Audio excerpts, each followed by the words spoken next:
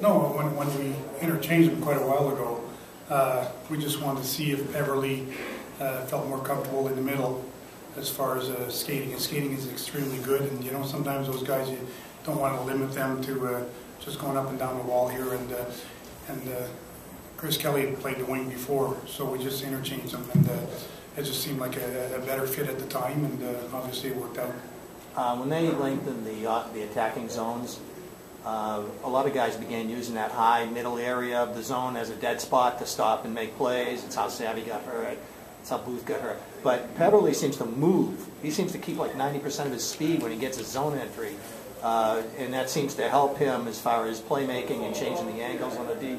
Does that still translate into this series the way Tampa plays? Can he still do what he did? Well, we'll have to wait and see, right? But I mean, you let players play the way they need to play. You talk about team things that you want to do as a group, but individually, you got to let those guys play with their talent. And those guys that normally do that, Mick, are guys that are capable of finding the open ice. And I think that's where what you're talking about, Beverly does well, is he finds the open ice, and he doesn't cut to the middle just because he always wants to cut through the middle, but he finds the open ice.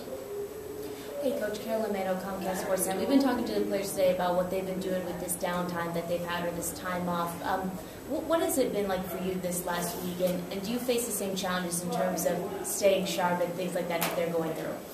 No, I think for us, it's I guess we don't have really a chance to really sit back and relax. Everything we did from the time we finished was stay on top of other games, and at the same time Tampa was done before we were, so we knew who we were preparing for. So we just started working from that day on, and you know, maybe the hours weren't as long as they normally would, but every day, you know, our head was in the upcoming series. So you know, we've had a chance to rest, but at the same time we haven't been taking time off as far as shutting her down and say we don't have to think about the next series till a certain time. So we've been pretty good. The players are the ones that you know, they're given days off and they're told to just kind of get away from the rink for a bit and then come back, and we have to have things prepared for them.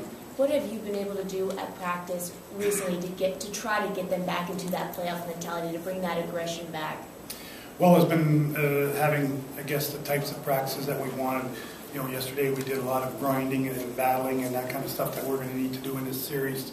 Today was a little bit more about the flow and speed, and you know, we've been trying to keep our guys as sharp as we can, and part of that is us making sure we prepare the practices accordingly, and the other share of it belongs to them. They got to be mentally ready to do those kind of things and to execute well, and I think the guys have really been good about that, and they've done a good job. Doug Flynn, SN.com. Milan Lucic is a guy that started a little slow this postseason, got stronger as it went on, and finally broke through with the 2 goals in the final game. Even with this long layoff, is that something you look for him to build off of and be able to sort of carry that into this series? Well, I think right now I've liked the way he's practiced. He seems to be moving his feet well, he's skating well, and he's, you know, making plays and shooting pucks going to the net. So to me, it looks like he's kept I guess the same intensity and the same confidence he had there in the latter state of the Philly series. So I don't see an issue, and I think right now the stakes are getting higher and higher. No reason in the world for guys to get comfortable or let their game slip. Coach, Joe Smith of St. Pete Times. The Lightning's third line with Moore and Bergen has played a big role in their success the first 2 rounds. What stands out to you about them? What makes them a tough matchup? Oh, I don't think I'm going to start discussing matchups here, but we realize that line's been a very good line for them, and that's part of playoff success, when you can get the contribution from different players and not always relying on the same guys that are expected to bring it to you.